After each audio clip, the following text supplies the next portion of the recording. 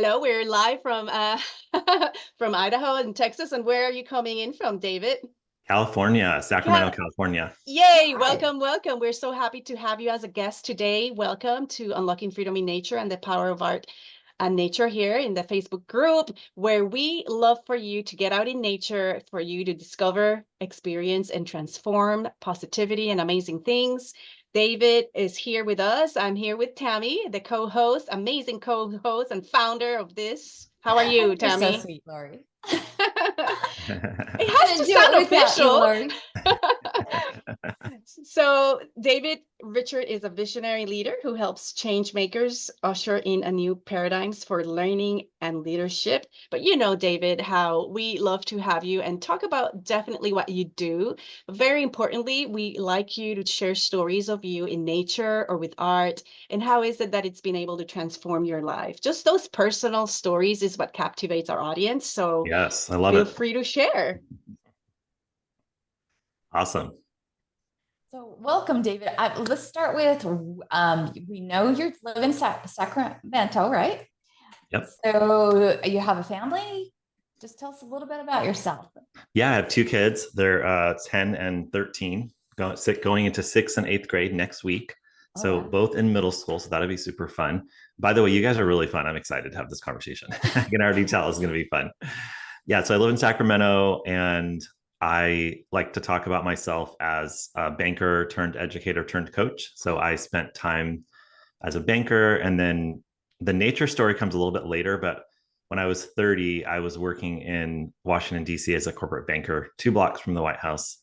Oh, And I just wow. had this, yeah, it was like the dream life, right? Right.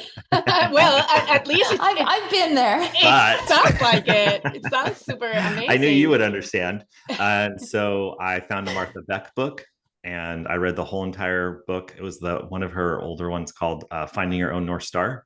And I read the whole entire book and like in the border, sitting on the floor. And I was like, I'm getting the heck out of Dodge. No more banking for me. And I went to go become a high school teacher in urban schools. And Oh, that's when my wow. whole life changed. And and then the nature story really comes when I turned 40 and I realized that I had kind of moved away from my passion of working with kids and I was working as an executive, kind of like a assistant superintendent.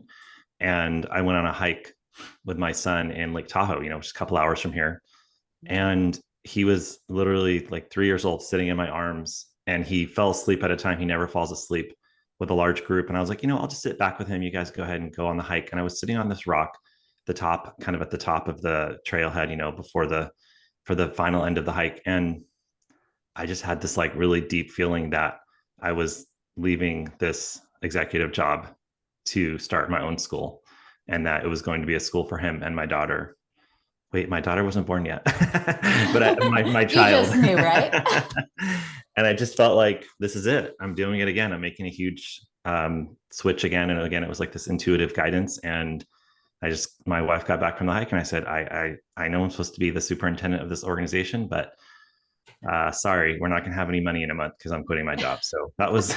Okay, so I am so curious.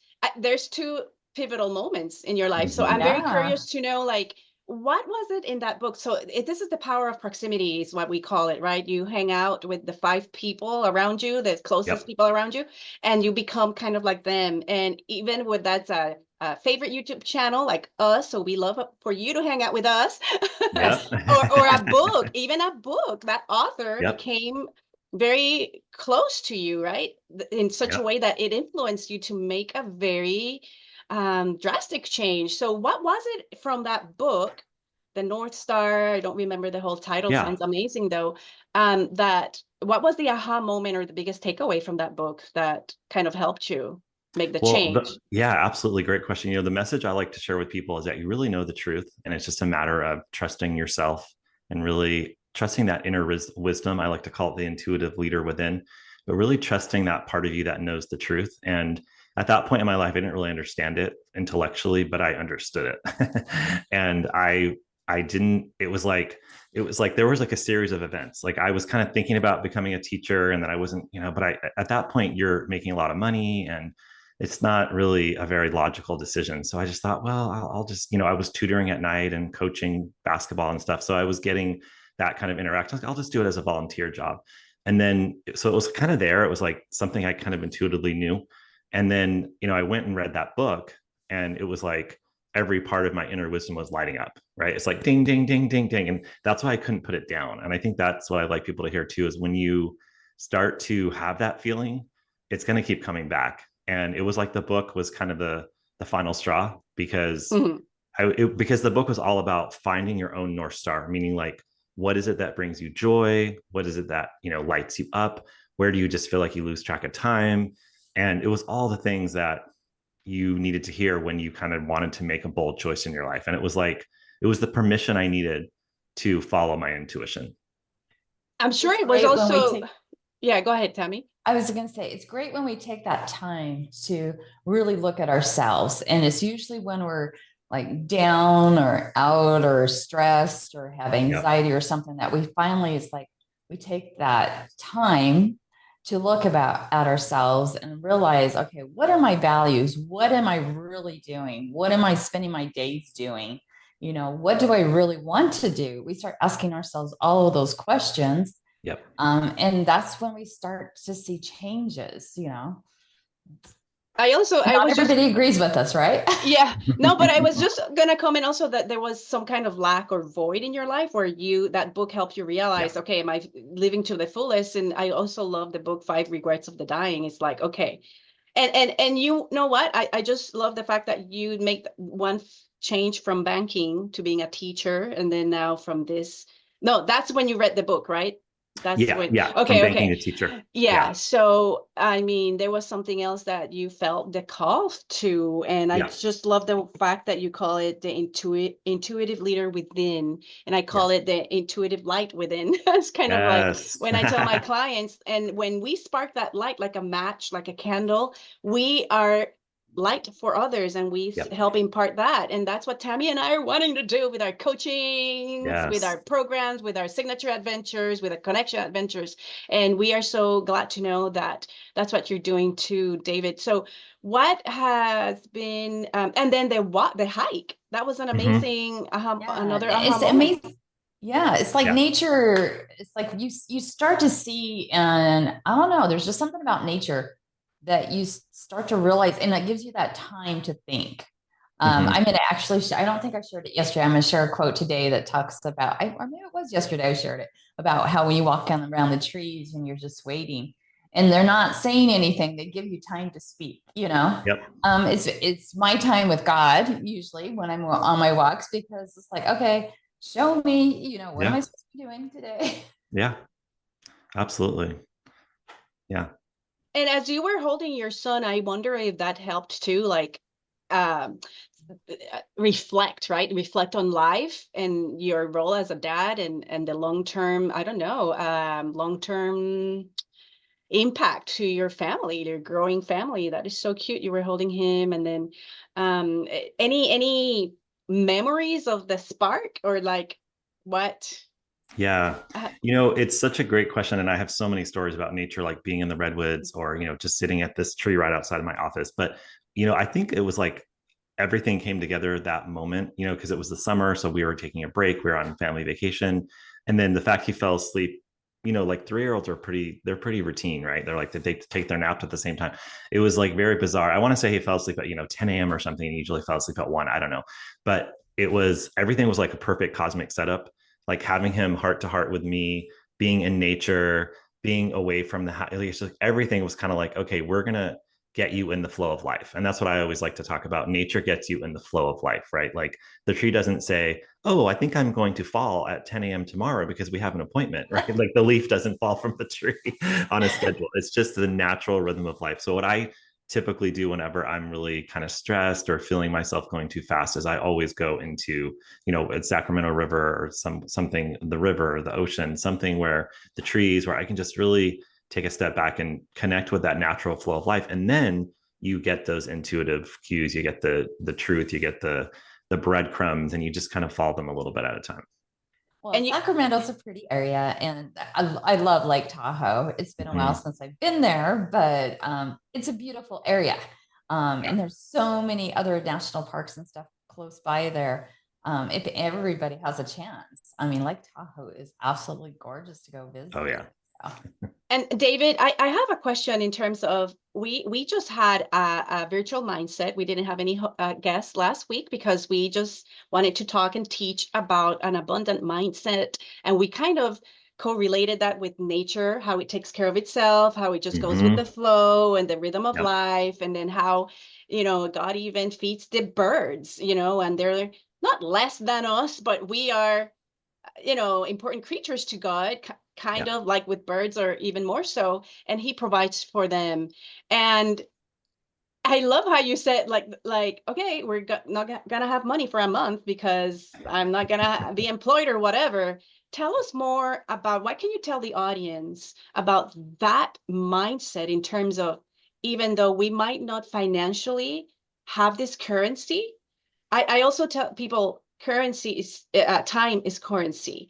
A sound mind Absolutely. and sanity is currency. So, like, what can Yeah. you tell the audience about that mentality of lack, that mentality of abundance when you went for your dreams or your passion and you weren't worried about that other lack, so to Yeah. No, speak? I don't know it's a how to. great question. Yeah, I understand exactly what you're asking, because I feel like what happens to us is we get the inner call. We're like, okay, I'm going to go be a teacher. I'm going to go be an artist. I'm going to go do whatever, fill in the blank, be a coach. And then it's like what Martha Beck calls the collective other, you can call it external. You talk to your spouse or your sibling or your best friend. Usually it's the best friend. And they say, are you crazy? Like, what would you do that for? Like everything's going well right now. You're financially secure. And then you kind of feed into the lack, and it just gets sent back to you, and then everything's a mirror so that you just believe it. And so for me, I'm lucky because I have a really supportive wife, and she was like, great, okay, we'll figure it out, like top ramen, whatever. That's nice. And she was like, I just want you to be happy. And I feel like what you said about abundance is you're asking yourself, would you trade the abundance of inner peace and joy and freedom for a secure paycheck? And most of us don't ask ourselves that question. We just continue to stay in the I want the secure paycheck. And then the other part of the story that's really cool is that when I left the corporate banking, I did take a humongous pay cut to go from banking to teacher. But in about 5 years, I was, like I said, I was a principal, then I was an executive. So I actually was making more money than I did at the bank. And I was happy every single day. That's the difference. And even when I left my executive job to start my school, and again, went starting from scratch at the age of 40, and I have a coach that I've worked with for years, and she's very intuitive. And she looked me in the eye and she's like, I don't usually do this, but I'm going to tell you right now, there's millions of dollars coming your way. So you have nothing to worry about. And I would never forget that moment, because I thought at that point, I really didn't follow my intuition. I didn't know that I was following my intuition. I didn't know all the language. And I thought, God, this lady is crazy. How could she say that? Well, within a year, I had raised $2 million to open the school. And so I just believed in something way beyond myself. And it's so scary, but one of the coaches I follow says, like, life begins on the other side of fear. Yes. And I think it's the greatest line ever, because it's once you start to lean into that discomfort and just take it one step at a time, and you figure out what you can handle, right? What your personality can handle. And I've always been a little bit of a risk taker. So it's and for some people, it's like, I got to just take it a little bit at a time. Like, I got the clarity that I'm quitting the job or I'm leaving the relationship or whatever it may be. And it might take you like 5 years or 5 months or 5 days. And you stick with whatever works for you, and you take it one moment at a time, and you just ask, what is my next step? So many nuggets of wisdom. Tammy, go ahead. Go ahead. I was going to say, I can totally relate. I mean, yeah, totally. So many nuggets. There's like, definitely, it shows how much coaches do help us. But I've been there where I didn't have a coach, but it was intuition. When we moved from Eugene, we quit really high paying jobs and stuff and moved up here to pretty much nothing, and built our home and stuff. We took the risk, and people, all of our family, or most of our family, I should say, thought we were crazy. It's like, are you insane? Why would you quit a good job with insurance and all this benefits and everything, that you have? And it's like, you don't understand what the stress like is where we're at, So, and change is good. And people forget that it's like they're so afraid to make changes. Yeah, and as media, it's like, you just flick on your phone and it's like, oh, storm of the century or this or that. Mhm. They always, in every headline, it's always about fear. Yep. And like you said, so it's like when you take the chance to like, okay, I'm going to start something new, or you know, if, whether it's a job or it could be just even something fun or going on a retreat, people are like, other people will start putting this doubt in people's minds. Yes. Like, why are you doing that? Why are you spending your money there? Why wouldn't you go do this instead or go here instead of what you're feeling and your intuition? Yeah, definitely. I love that. And Tammy, I want to say hello to our audience. Carrie Suvari says this is the first time she's been off on Tuesday for a long time. So she's always watching us from the office or from work. And I love the fact that she's available today, fully present. And then Susan. Susan Jimenez. So hey, we have David here. You can ask questions about this amazing experiences. Feel free to type them and I'll try to read them. Oh, and yeah, Susan's here listening. She's saying, hello, I'm here and listening. We're glad you are, Susan. And I just wanted to say that life begins at the other side of fear. My goodness, that is such a great quote. And Tammy, maybe you and I need to set those goals that just make us fear and wonder because I hear that. I hear that a lot. Like if your Yeah. goals don't make you scared, like then you're not aiming high enough. And I just want to congratulate you, David, because you accomplished that and your coach had that. I don't know, she saw the potential within you to be able to accomplish that. And we spoke about that last week when we said, hey, currency that in the context of money, it's all around us. Right now, there's Mhm. wire transactions being done right now as we are speaking Yep. online. People are right now shopping and trading money, exchanging money, and it's Yep. what we call it, and we learn with the book, Ken Honda's book, Happy Money, being given as an exchange of a product or service for you to enjoy happiness or more possibilities and opportunities and fun, right? And I just wanted to say congratulations. So tell us a little bit about that school that you were able to begin and start, and you are the founder of it. Tell us a little bit about that. Yeah, so that school's now going into its ninth year, and it's a kindergarten through eighth grade school. And I love every second of it. And I actually, this is another part of the story. You said you like stories. The We other love part of the stories. story is the last week of the first year when I opened that school, I actually had a complete health breakdown. And it was because I had been going way too fast for way too long. And that's part of this story is like when you jump off the cliff a little bit or when you jump off into the unknown, it does really stress out your body. And I think for me, I hadn't done the healing and kind of like really understanding how my nervous system was on overdrive and how speaking of fear, setting the goals where you are scared is great. And at this and loving that part of yourself that's scared, right? Not forcing it away, not judging it. And so I spent, after I had that health breakdown, I had a facial paralysis. So I was sitting in it's called Bell's palsy. And you Yeah. probably know people have had it. And it affects everybody differently. Some people it lasts like a month, some people it lasts forever, and it's basically, they don't know why it happens. I think it happens because your body is telling you like you need a break. And so I was just in bed for like 3 months. And I remember one of the family members who is a Sikh gentleman, very a man of faith. He came to me during that last week and he put his hand on my shoulder and he said, "You're not well and you need to rest." And that was a moment I knew that he was speaking through God and that I needed to put myself in bed. And it was like, he was providing the positive mirror because you get a lot of the negative stuff, but he was saying like, "Hey, I can see you're in pain and you need to rest." And so I sat in that bed for several months, and I was like just resting. I just sleeping all day. It was like I was making up for all the go years and starting to really get myself come back to the part of me that really wanted to create change from not a place of being scared and rushing, but more of like that deep inner strength, that place of knowing. And so I spent several years doing all the healing modalities and hypnosis and all the things all the things for about 7 years.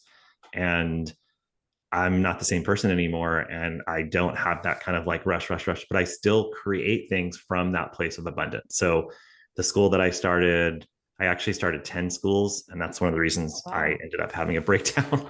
But I now help other people. I now do consulting. I do a lot of life coaching, leadership coaching, and I'm actually helping people open schools across the world. And that seems like a lot, but I'm not doing it from a place of lack or fear. It's just coming through me very naturally.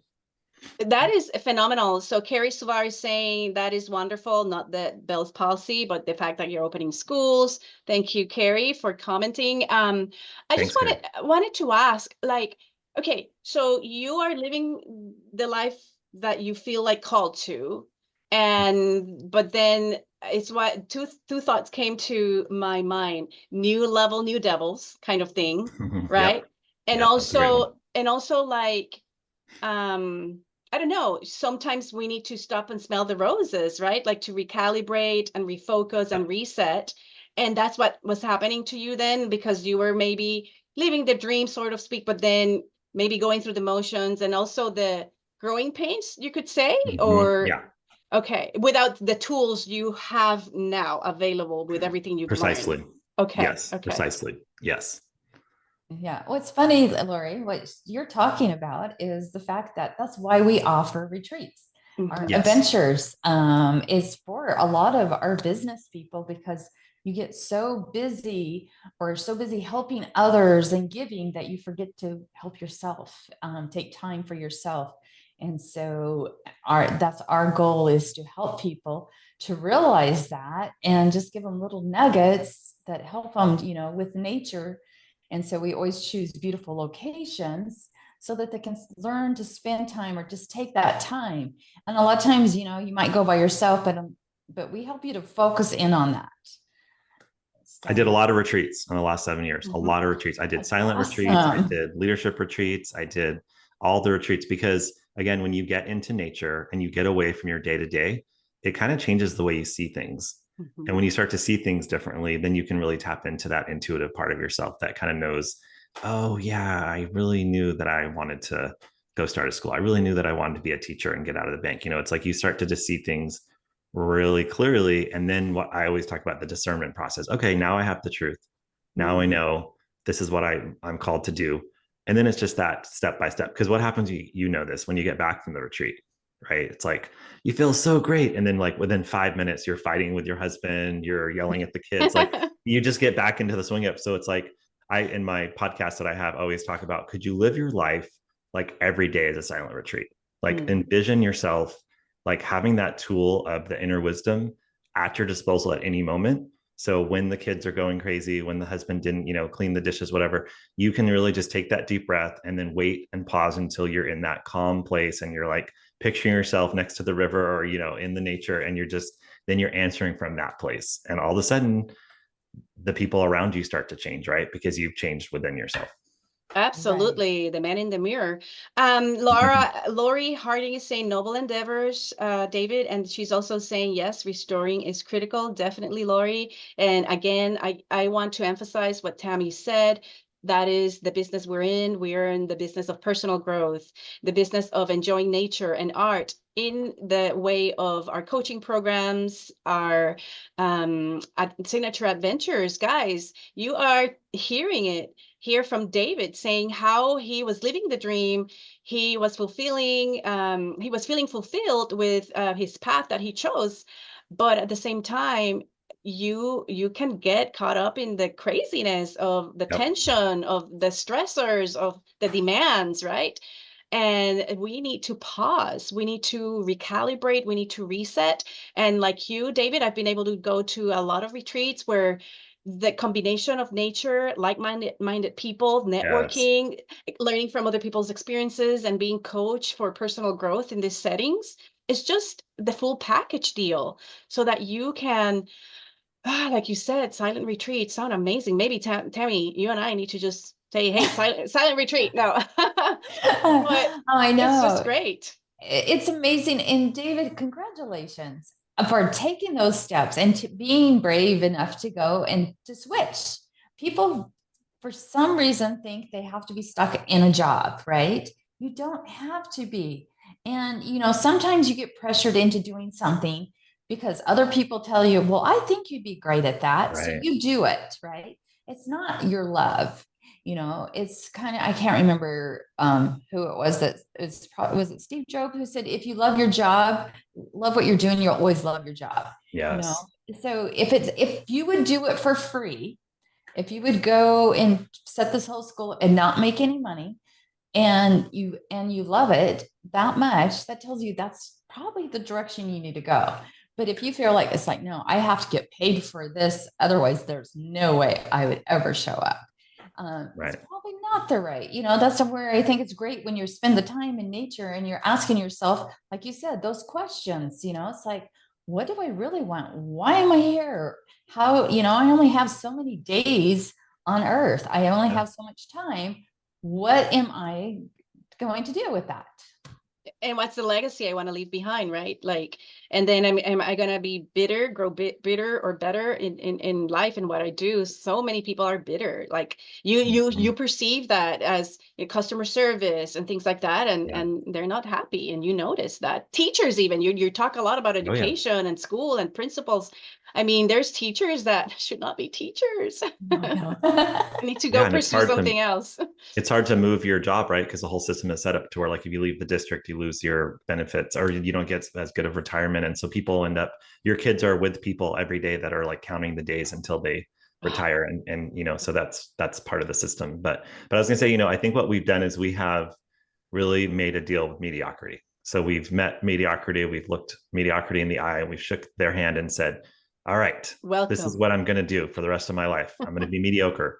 And so you got to ask yourself, where are you, making that deal with mediocrity? And you are the average of the 5 people you spend the most time with. You brought that up at the beginning, Lori. And I did that too. I analyzed my relationships and I asked myself, are they empowering me? Are they helping me? Are they a mirror that's going to help me get better? Or are they a mirror that's constantly putting me back to a place where I'm questioning, I'm worried? And I honestly, some of them just fell off naturally. And some of them were like, I just had to say, it's not going to happen. Like, sorry, I'm not talking to you anymore. And, they got mad and they threw a temper tantrum, and it's still kind of awkward sometimes. But at the end of the day, I was honoring my own inner peace more than the social pressure to be friends with somebody who was knocking me down every single day. Wow. And it takes a conscious choice. It takes and some either boldness and say, hey, these are my new goals. And I think or very diplomatically and strategize to just say, no. Tammy and I had that experience where we both, interestingly enough, each of us made a individual decision away from each other, knowing it. And for my name, for my sake, I had to say, no, I need to step down from this thing that we were doing. It was a joint venture. And sometimes it has to be like that cold turkey, like I say. And sometimes it has to be a little bit more. And sometimes it's inevitable. Like you cannot divorce a parent. You can't divorce a niece or uncle or aunt. You know what I'm saying? So, but it has to be very... you have to know how to navigate through that, as long as it's for self-preservation. It's for your own sanity and your own success and your own sake. So Susan, they say, my husband became a high school advanced electronic teacher at 50. He was an awesome teacher, still has students keep in contact with him long after they have graduated. Wonderful. At 50, that's amazing. See, there's another great story. Wonderful. I love those teachers. And David, I'm sure, like, I hope the audience doesn't think we think all the teachers are bad or don't have the calling or are not there because they don't love it. We know they're devoted, amazing, outstanding. Well, I can tell David's a great teacher just by his personality, and it's like my daughter's a teacher. I have lots of family, nieces, nephews, brother-in-laws, sister-in-laws. My mom have all been teachers. I've actually taught in the schools. I mean, besides art, I actually subbed for several years. Oh yeah. Oh, nice. So, and teachers are amazing. But I see both. I've seen the great teachers that take that time for the students. And then, like, I subbed for a teacher that first time I met her, she introduces me to the class and she's like, I hate all of these students. Oh, and I'm just like, oh my gosh. No, you could tell she needed to retire. Yeah. Well, and with teachers, they they go in for the right reasons. They want to help kids and they want to be, Right. change kids' lives. And I always blame it on the system, which is a The whole other system. conversation. But the system is, which is why I'm working on micro schools and helping create a different system, because I really do believe that that teacher that said, like, I hate the kids, that's from years and years of, not having the support, being in the factory model, having too many kids, getting underpaid. It's like you just get to the point where you're so bitter. And then they're kind of handcuffed into a system where if they leave, like I said, they lose thousands, hundreds of thousands of dollars. So they kind of just get stuck. But you can have the courage to go for it, because like I said, I never thought that my banking job would end up making more money in education, right? So you have to. There's another great coach named Kyle Cease. He used to be a comedian, and he's really, really funny. If you wanted like a life coach that's really funny, and he always says 99% of people went to bed safe and sound tonight. So if you look at the news, everybody's dying, and we're all just in a terrible place. And he's like, most people went to bed tonight safe and sound. So he's like, just think about that every night and not the, all the negative things you're getting. So he really encourages you to, he talks about how you can, and this has happened in my own life. If you're on that precipice of like, I'm going to quit the job, leave the relationship, move, cities, whatever, your mind is really good at coming up with all the bad things that can happen. Fatalistic. Yeah, we have this. But you have to override it, right? With your hope and your inner wisdom to be like, okay, I see that logically all those things can happen, but I'm going to believe in something beyond that. Yeah. So I have a quick question, and this is kind of a different one. So you're in your schools. Mm-hmm. Are your schools like the normal schools where it's like you have to go all these years and you have to get a degree and then you have to go to college? They don't push the entrepreneurship or or the trade schools. It's always you've got to go and get this 4-year or whatever. How is your schools different than regular school? Great question. A long time ago when I started, my schools were all about like getting every kid to college. And that was because we wanted to help every kid get to college. So, I typically worked in urban schools with low income communities. And so we wanted to offer them an opportunity to, change their life. But as time evolved and we started seeing, not everyone's really fit for college, and college is getting so expensive, and a lot of kids are moving back into the house after college. And so we evolved it more to like, let's find what you are great at. What's your inner greatness, and follow that path. So we give them tons of, they explore tons of different electives, and we have outside teachers come in that teach about robotics and art and, all the things. So they can just get exposed to everything, find their passions. And then our goal is to teach them how to trust themselves and learn how to navigate the world, so that when we're having these conversations as adults, they're like, oh, I didn't actually do that. I didn't actually take a job that was mediocre because I always knew I wanted to do X, Y, Z. And they're just open. And so that's really the goal of the schools that I'm running now. Are they considered charter schools? So I started in traditional public schools, and then I spent a long time in charter schools. And now I'm working in micro schools, which are schools that can be funded by the state, but they're actually private schools. So I've kind of evolved on that too, which just gives more freedom to how you do the curriculum and stuff like that. Wonderful. Cool. Yes. Well, this has definitely been fun. You are so full of experiences, and you are just you're leading by example. You're a great example of what it is to follow your dreams, continue trying new things until now I don't know if there's anything, do you ever see doing something else? With all the changes and steps you've taken to do something different? You don't need to share with us if you don't. No, I have no idea. But like 1 year ago, I thought I was doing consulting, and now I'm starting this whole organization to help people open micro schools, which was never in a year ago. I never knew that. So I really stay open to show me what I need to do today, moment by moment, day by day. And then I'll literally follow breadcrumbs, and I'll be like, oh, okay, I guess I'm starting this company now, and just go with it. And you know what I mean? So that's the most amazing, liberating way to live your life. And when the fear comes in, I really want people to hear this. The fear is going to come in, whatever you're doing.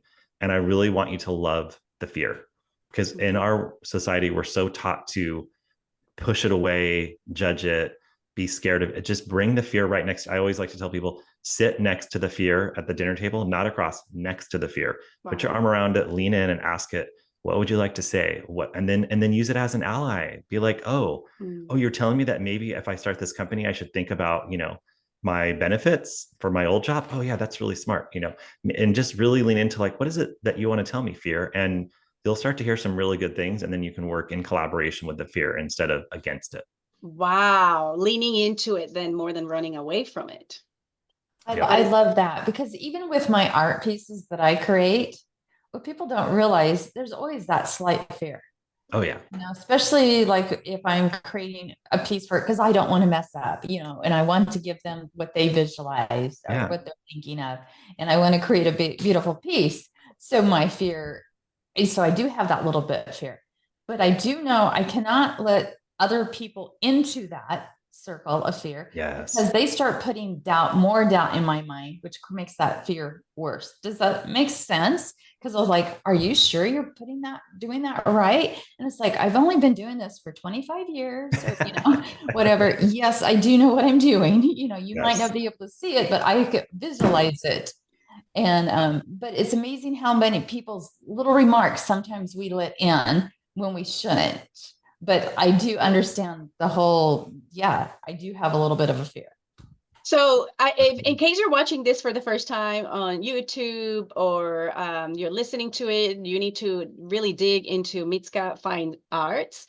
Tammy is talking about her art, and she is right in front of of one piece that she's made. So it's that 3D art that she does. She's such a master artist at this, and that's what she's talking about. And I don't understand why. Of course I do, but she thinks there's fear, but I know when you're working on a 22-foot piece, or a 14-foot, the 22-foot piece, I had a lift, and you can't just back up to see what you're doing. Sometimes you really have to concentrate on the visualization, even for an hour. Sometimes it would take before, it's like, because there's several weeks of even just prep work. And then, or like when I did pieces that are on panels, well, I have to make sure everything's lining up. So when it connects together like a jigsaw puzzle, I only have little seams to do, so there's a lot that goes into it that people don't realize. It's kind of just like when you're doing courses, you're setting up schooling, your different schools. There's a lot that goes into each and everything. Right. We're setting up our retreats.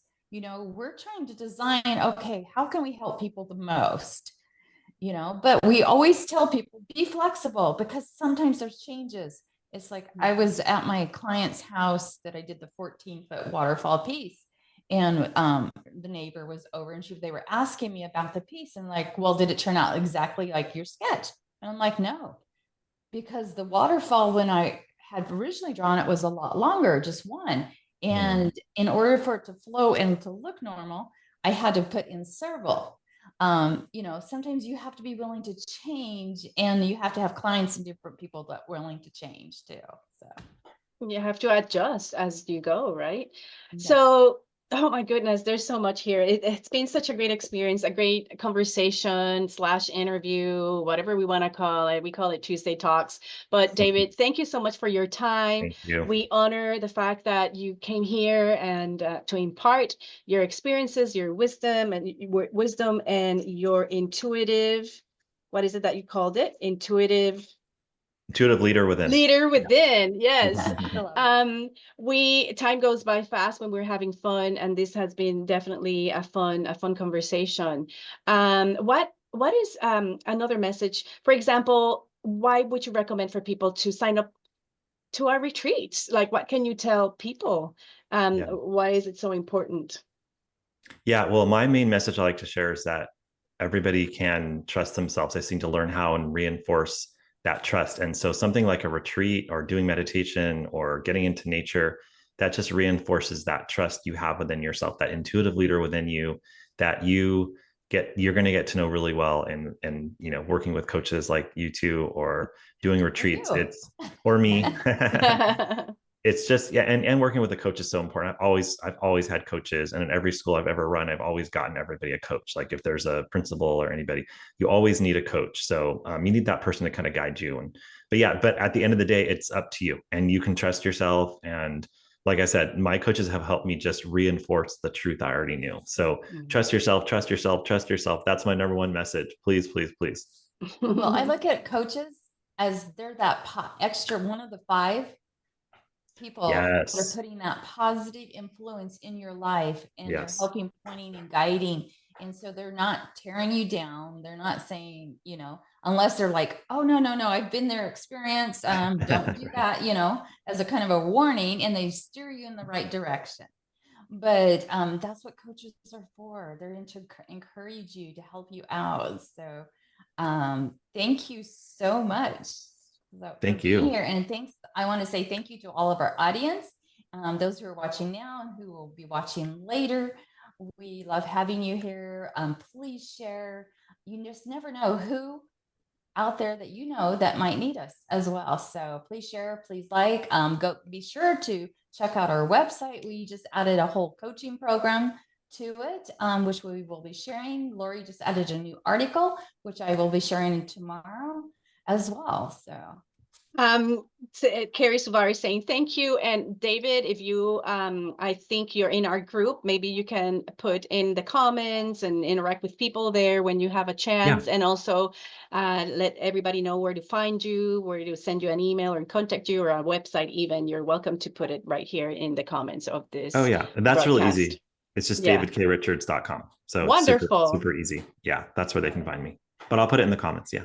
Yeah, very well. So we'll see you all next Tuesday with another amazing guest. And David, we wish you all the best in all your endeavors.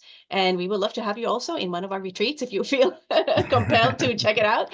But and we'll have to have him back. So yes. Thank you so much. It was great being with you.